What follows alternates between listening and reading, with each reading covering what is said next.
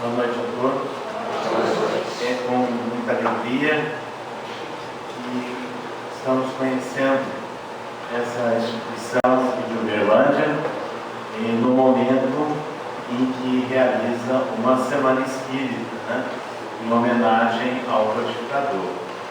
Então, a oportunidade de estarmos presentes no Centro Espírita União e Amor é sem dúvida um estímulo para nós pensarmos e refletirmos, inclusive no significado, né, do título, né, do nome do centro, União e Amor.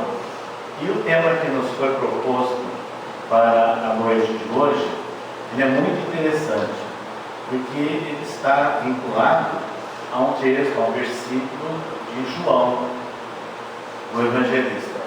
Entre os evangelistas, João tem uma característica: foi o único não sacrificado.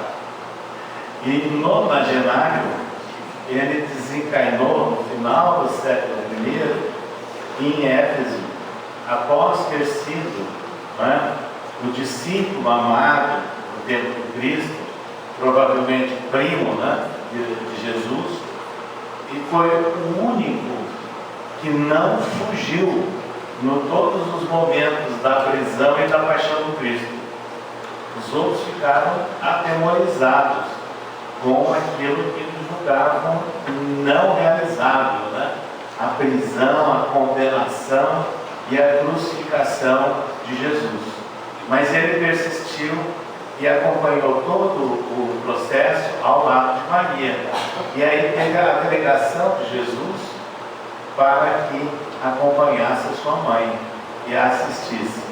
Então foi exatamente esse discípulo amado, né, que realizou um grande trabalho nos primeiros tempos do cristianismo, porque ele não apenas conviveu e assistiu de perto momentos marcantes do ensino, das andanças de Jesus, como depois conviveu com a sua mãe, que teve a oportunidade de dialogar com ela, de ouvir muitas informações. Então o evangelho dele, ele surgiu por solicitação, inclusive. É interessante quando nós falamos dos evangelistas, porque o primeiro evangelho que veio a lume completo, que existiam manuscritos esparsos de pessoas que fizeram anotações e que iam passando, copiando. O primeiro evangelho é de autoria de Marcos, que não conheceu o Cristo pessoalmente e que escreveu esse evangelho por orientação de Pedro.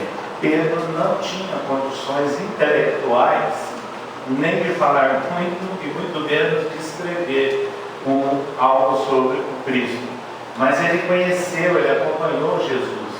Então ele foi a pedidos informando a Marcos, e Marcos registrou, e no ano 64 veio a lume o primeiro evangelho.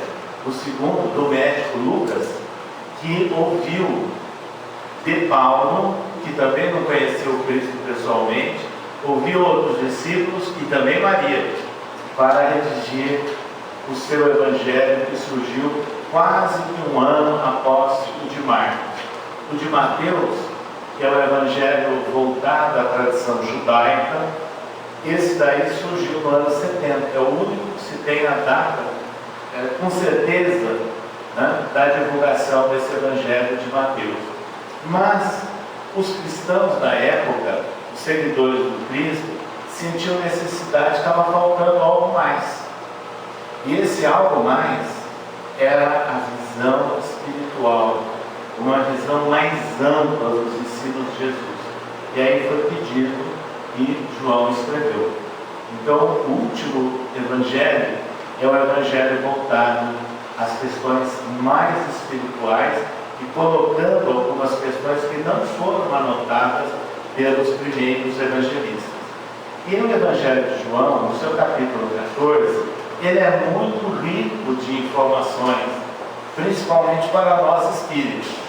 Começa com essa passagem, porque o Cristo estava naqueles seus últimos dias e preparando o espírito sem que os discípulos realmente acreditassem, né, da partida dele. Então ele disse que ele partiria e que na casa do Pai há muitas moradas. Quando ele fala na casa do Pai há muitas moradas, que Allan Kardec dedica um capítulo do Evangelho segundo o Espiritismo, Allan Kardec tem um foco principal na interpretação da pluralidade dos mundos habitados. Na casa do Pai há muitas moradas, pela própria tradição judaica, pelo contexto religioso da época e pela visão de Emmanuel, pela psicografia de Chico Xavier, nós podemos definir a nossa morada espiritual também. Então nós temos várias formas de interpretação disso. Mas ele disse, na casa do Pai há muitas moradas, e eu prepararei o caminho. De repente Tomé pergunta, mas mestre, para onde vais? Que caminho é esse que nós não conhecemos? E o Cristo deu essa resposta magistral.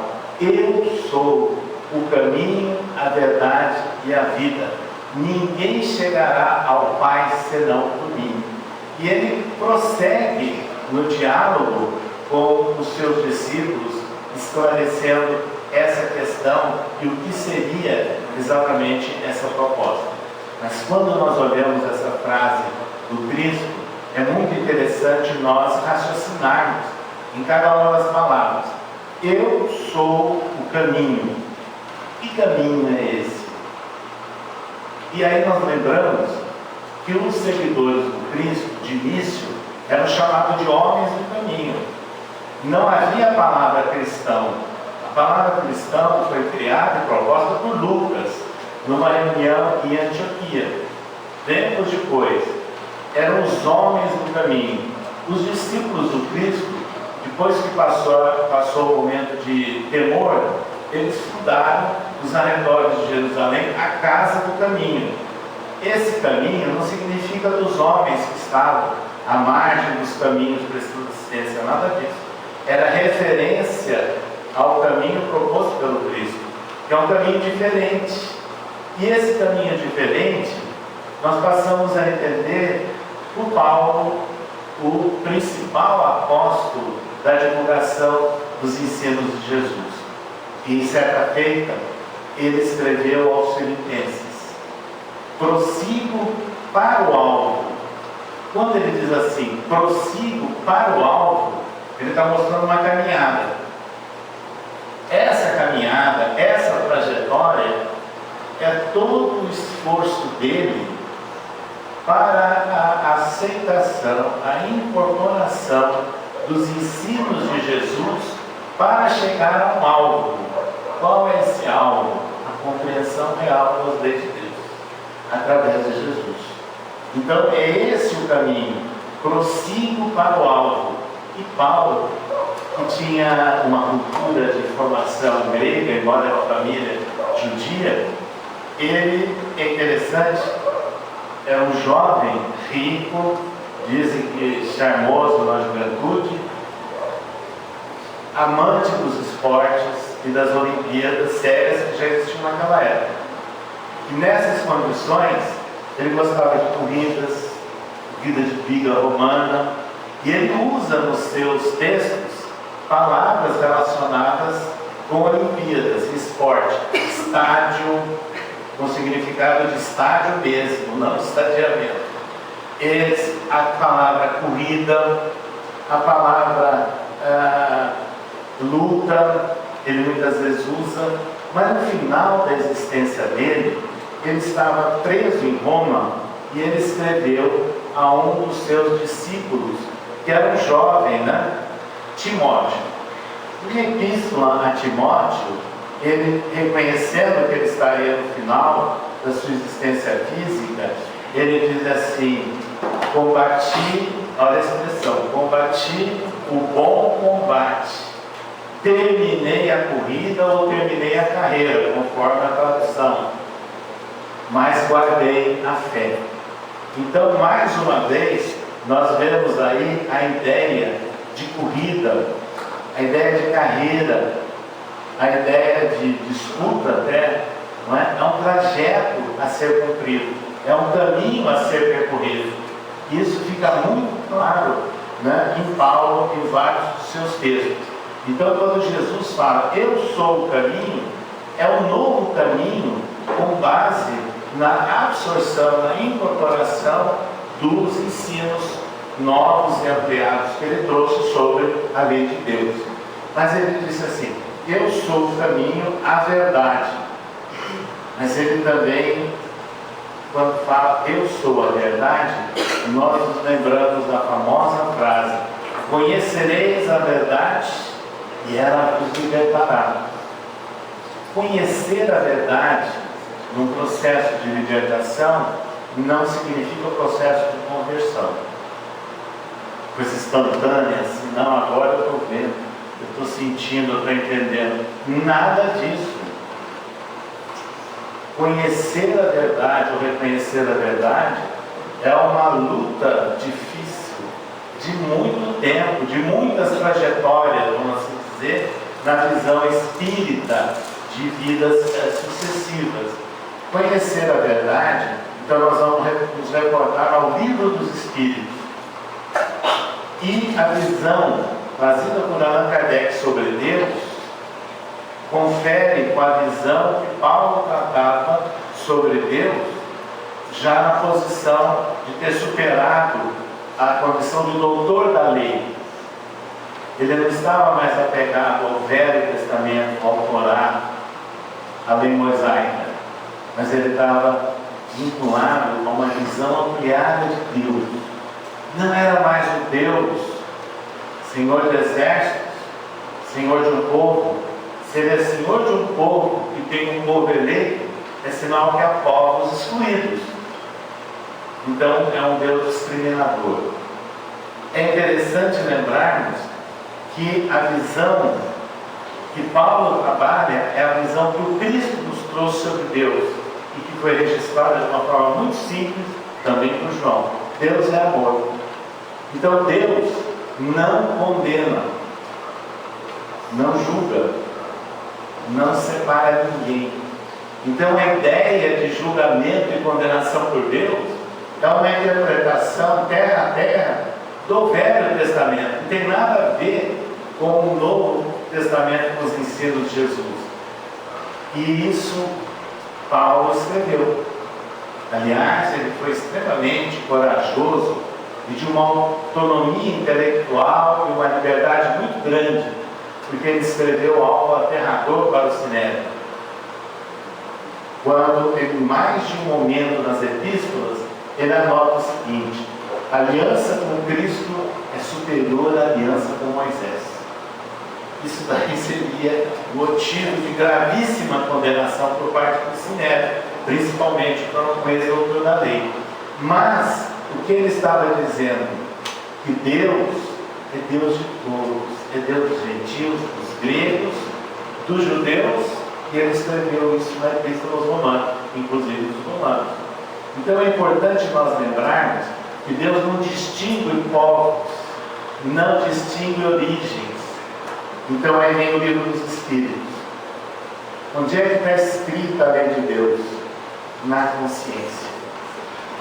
Então nós, na medida em que vamos ampliando o nosso conhecimento da verdade, o nosso nível de consciência, nós vamos identificando onde eventualmente nós podemos ter nos enganado, errado ou não.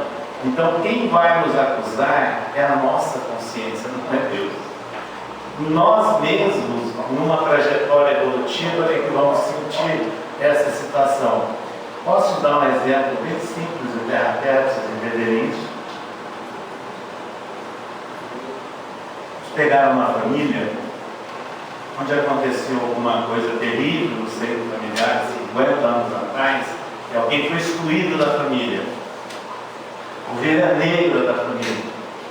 De repente passa o tempo, a mãe, o pai, o avô, a avó começa a pensar: puxa, será que foi correto isso? Será que não teria um outro caminho? É a consciência mexendo, revendo essas situações todas, formigando tudo isso. Então é a hora que nós vamos entender que na visão espírita, a lei de Deus está escrita na nossa consciência. Então, conhecereis a verdade e ela vos libertará, é um processo continuado, lento, de várias vidas, onde nós vamos nos aperfeiçoando nessas distintas oportunidades que é oferecida por Deus. Conhecereis a verdade e ela vos libertará. Eu sou o caminho, a verdade e a vida. Vida é difícil de definição. Como é que nós podemos definir vida? Quando o coração está batendo, está superado. Ou podemos definir vida como trocas químicas. Só isso? Também não. O que mais que é vida? Então nós vemos vida em várias expressões. Mas é interessante quando nós olhamos que as dificuldades para conceituar vida e para lembrar a abrangência da vida, nós temos que lembrar que Jesus, certa feita, nos ensinou algo sobre vida também. E que Ele veio para que tenhamos vida em abundância. O que significaria vida em abundância? Será que é um momento em que nós sentimos que nós estamos partindo para a reta final do desligamento do corpo físico e ficamos com 1000 promessas, com 1000 perdões, sentindo que o final está próximo? Ou, como diz de um reinante da Inglaterra, que trocaria o seu reino por mais um tempo de vida? Será que é isso a vida? Ou tem outro significado a vida? Então o Espiritismo nos amplia o conceito de vida. E isso é tão importante que nós começamos a perceber que nós não somos uma mera conjuntura de ligações químicas e de uma movimentação simplesmente fisiológica. Não é isso mais. Nós começamos a perceber que há expressões de vida e que independem do nosso organismo físico. Foi aí que o cristianismo teve força. Porque a hora que o Cristo foi crucificado, gerou aquele mal-estar e uma profunda decepção em todos os seguidores. Mas, afinal de contas, ele não curava, não fazia milagres, não andava sobre as águas. Como é que ele se permitiu a tudo isso que aconteceu? Porém, no terceiro dia, Cristo apareceu em espírito e verdade. E é nessa condição que ele deu demonstração à mulher que chegou até a sepultura e que ficou assustada quando ela pensou que fosse o jardineiro e de repente viu que era o próprio Cristo e que a lápide estava vazia. Então é um momento em que as condições das pessoas começam a ser revisadas. Só que é um detalhe: num período de 40 dias após a crucificação, Atos dos Apóstolos registra 11 aparições do Cristo, 11 no total. Inclusive a famosa que Tomé também não acreditava, que teve que tocar na mão para verificar as marcas da crucificação. 11 vezes. E não contente com tudo isso, 50 dias após a Páscoa, não, 50 dias aproximadamente após a própria crucificação e o reaparecimento em espírito e verdade com Cristo, era uma festa tradicional da Judéia, Pentecostes, festa da colheita. Era uma ação de graças pelas colheitas. E naquele dia aconteceu um fato inesperado, porque estavam num salão, num cenáculo, alguns desses discípulos do Cristo, e de repente começa a surgir um barulho, trovoadas, movimentações, e surge uma chama, um fogo do teto, lançando línguas de fogo sobre a cabeça das pessoas, e essas pessoas começavam a falar os idiomas estranhos na Judéia, mas de povos próximos, e todos entendiam. Então aquilo que passou a ser conhecido como fenômeno de Pentecostes e passou a ser comemorado no dia de Pentecostes, é o dia que esses espíritos deram a comprovação por manifestação de efeitos físicos que eles estavam vivos e que a imortalidade existe. Porém, o registro é que era o Espírito Santo. Para nós, pouco importa chamar de Espírito Santo, Espírito da verdade, ou Espírito em nome do Senhor, nós estamos falando a mesma coisa. São Espíritos que em nome do Cristo estão trazendo movimentações que chacoalham as pessoas. Então, esses momentos deram uma demonstração de vida espiritual, de vida além da morte do corpo. E isso é que é importante. Aí sim, os seguidores do Cristo se fortaleceram, se reanimaram e partiram para o trabalho de divulgação da mensagem de Jesus e logo depois com a fundação da Casa do Caminho. Então, as aparições do Cristo, as 11, e mais o fenômeno de Pentecostes, é que deram a certeza do ensino de Jesus calcado na imortalidade da alma. O cristianismo, então, ele passa a ter um caminho, um rumo mais fortalecido, certeza da imortalidade da alma.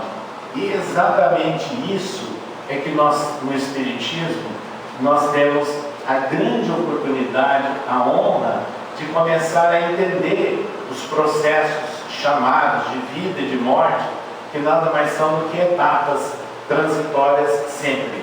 E é nessas condições que nós verificamos que nós temos ações que extrapolam a nossa organização física. E isso não é só mais falado pelo Espiritismo, isso é falado também por vários processos da física, da própria medicina, de equipamentos e digitalizados, inclusive, que substituem alguns membros amputados e que pela ação eletromagnética de algo que nós geramos, a gente consegue dar uma ordem para um equipamento. Então veja, então são coisas que mostram que o livro dos Espíritos tinha razão. O nosso pensamento tem força, o nosso pensamento tem vida. Nós projetamos através do pensamento como um espelho potente através das nossas ações também. São formas de vida e que estão acontecendo e sendo estudadas de várias formas, utilizando vários processos. É interessante que se o Espiritismo comprovava isso desde o Livro dos Espíritos, com o trabalho de Allan Kardec, e pela psicografia de Chico Xavier, nós encontramos obras portentosas, não é? A começar da famosa série de André Luiz, onde ele começa a mostrar as relações entre a humanidade encarnada e a humanidade desencarnada, a presença dos espíritos aqui e agora em uma outra dimensão, e não lá longe como se fossem fumacinhas. Não, os espíritos estão aqui interagindo conosco, com o nosso pensamento. Então aí vem uma ideia: se nós somos moradas espirituais, nós estamos gerando pensamentos, emoções, vibrações, energias. Quando nós pensamos algo positivo ou negativo, nós podemos aproximar de campos mentais, energéticos também, por semelhança, positivos ou negativos, por semelhança.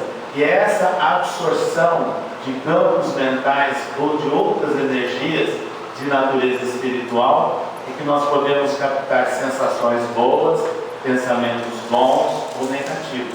Ou seja, é a interação de dimensões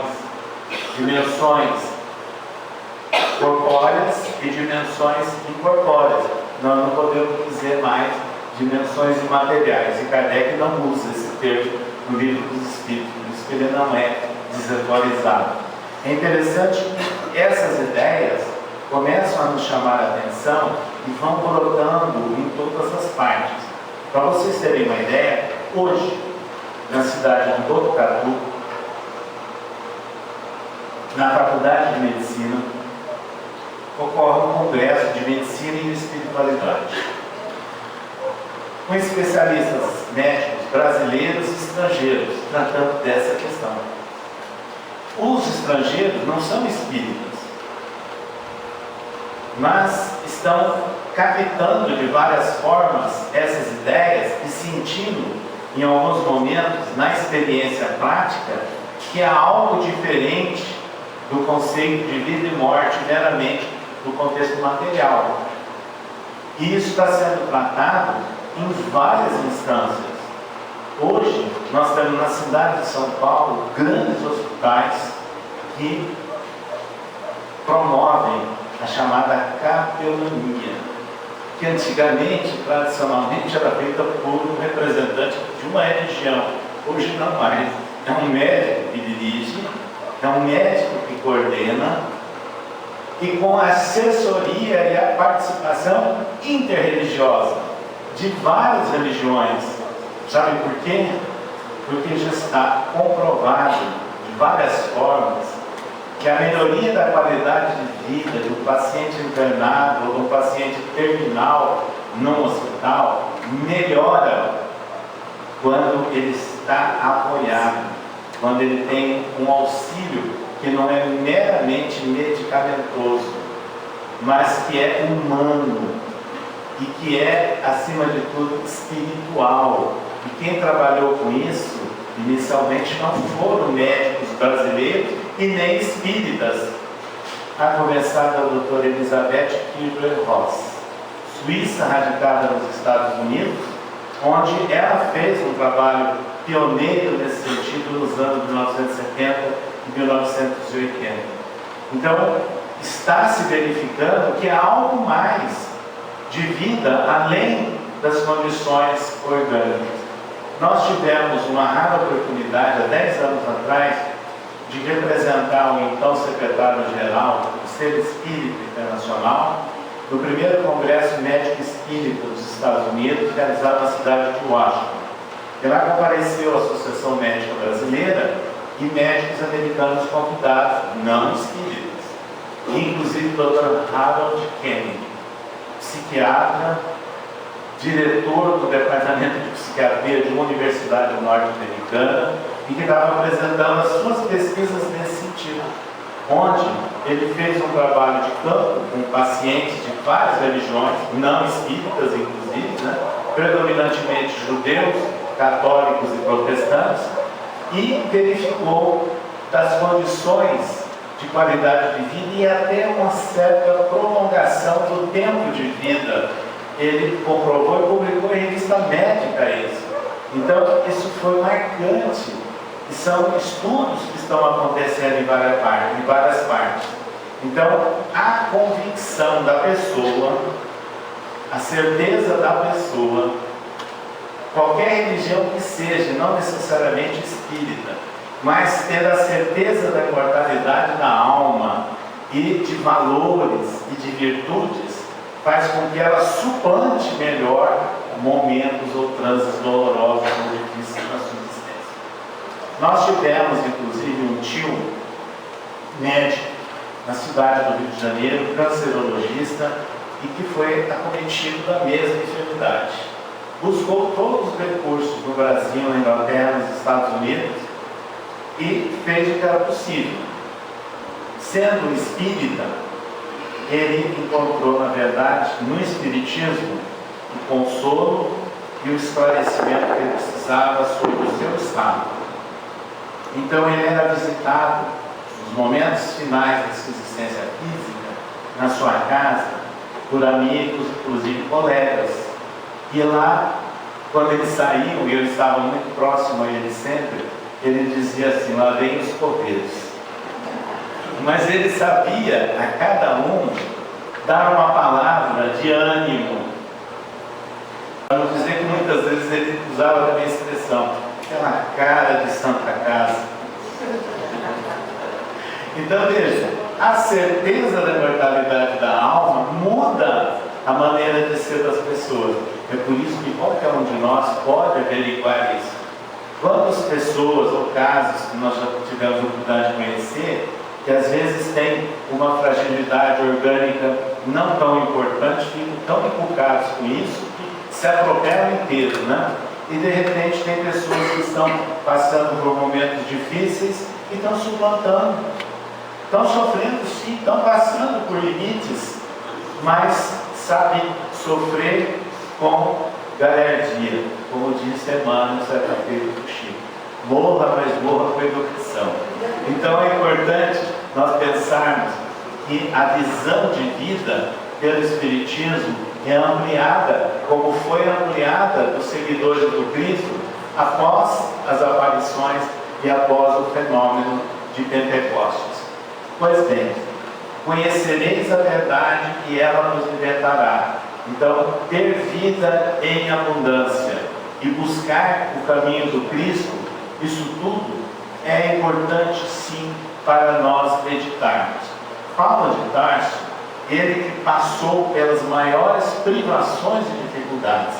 Vocês imaginam o doutor da lei, né, um fariseu ortodoxo, guardado as devidas proporções, ele seria comparado a um ministro de STF de nossos dias, porque Israel, a Judéia, era um país teocrático, né?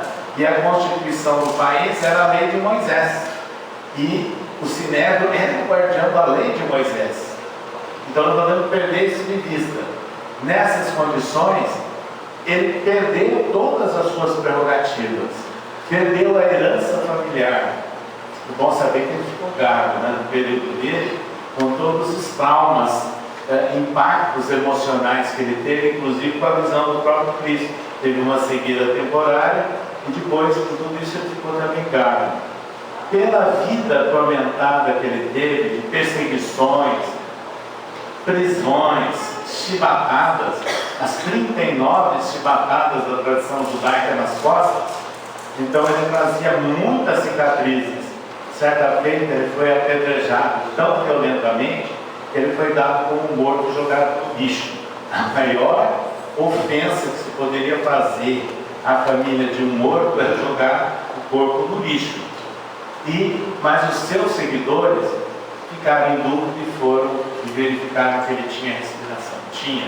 Tinha também um pequeno trauma crânio-facial, que naquela época não tinha recursos, mas levou alguns meses de atenção dos seus seguidores e companheiros e ele se recuperou, mas deixando marcas, deixando cicatrizes. E ele próprio dizia que ele trazia um espinho no corpo.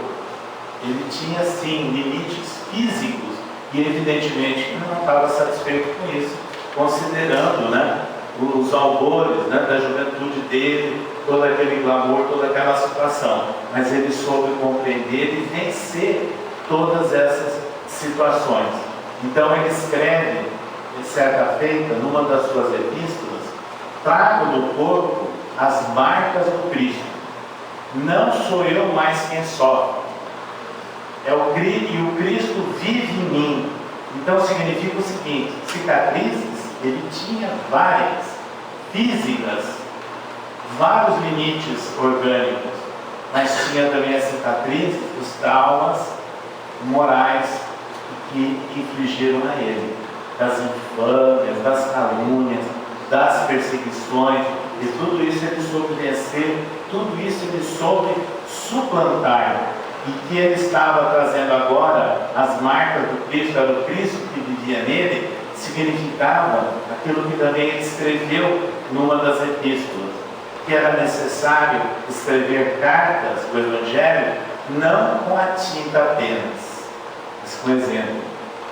Então é o exemplo, é a incorporação do ensino trazido por Jesus é que provoca realmente mudanças, melhoria do ponto de vista de um aperfeiçoamento moral, de um aperfeiçoamento ético-moral com base nos ensinos de Jesus.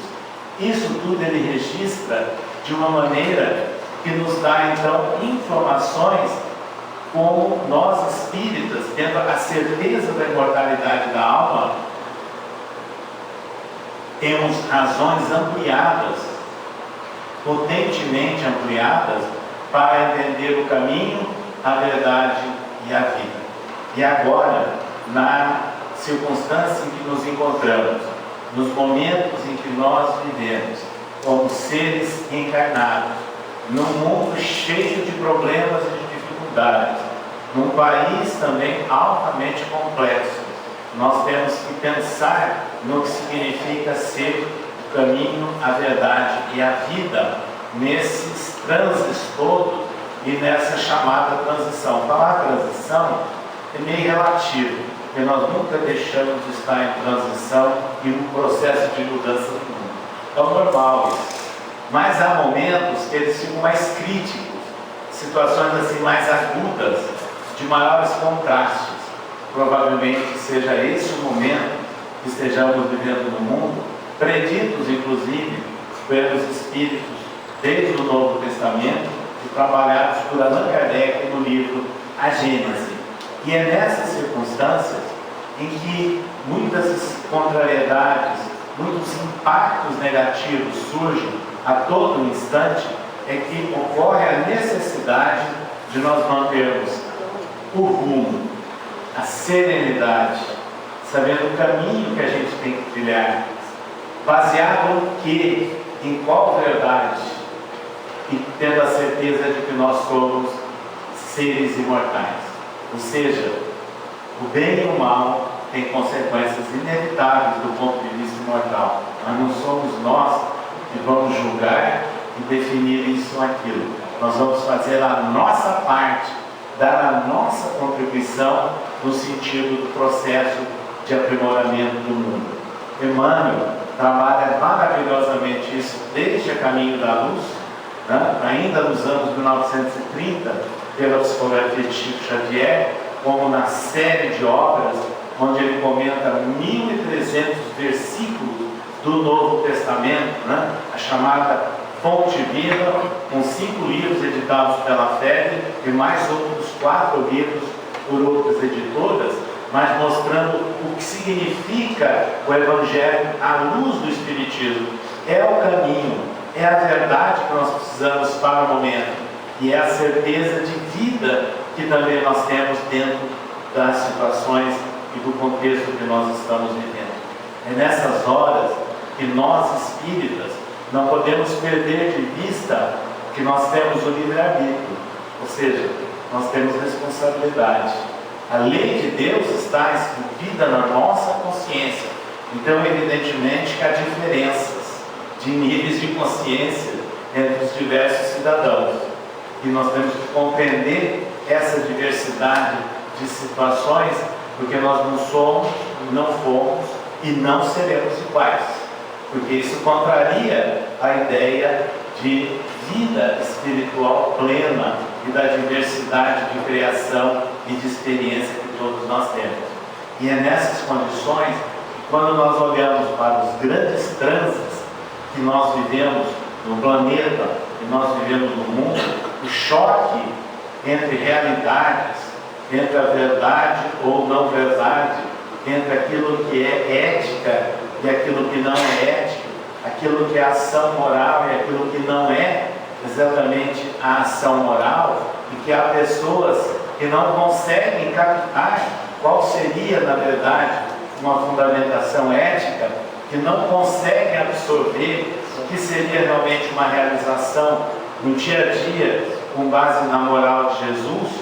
São choques que nós estamos vendo de várias vertentes e de várias situações de natureza espiritual. E é por isso que no Evangelho de João, no mesmo capítulo 14, de repente, naqueles momentos finais de recomendações do Cristo, onde ele estava reunido, né, fazendo a ceia com seus discípulos, ele disse assim: eu partirei, mas não vos deixarei órfãos. No momento oportuno, vos enviarei o Consolador, e restabelecerá a verdade e vos ensinará mais alguma coisa. A palavra Consolador, em muitos textos bíblicos, de acordo com a tradução, é também em português registrado como paráclito ou até como advogado. E realmente a ideia é essa: advogado de defesa, não de acusação.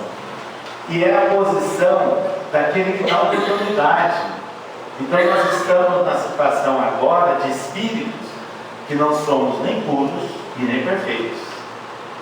E que temos a luz trazida pela doutrina espírita, ampliando a nossa compreensão da mensagem de Jesus, restabelecendo a verdade e trazendo mais algumas informações. Que informações são essas? Allan Kardec trabalha isso no Evangelho segundo o Espiritismo desde a apresentação, quando diz o seguinte: o objetivo desta obra não é discutir detalhes históricos, não é discutir questões linguísticas e nem a natureza do Cristo, mas é o ensino moral de Jesus.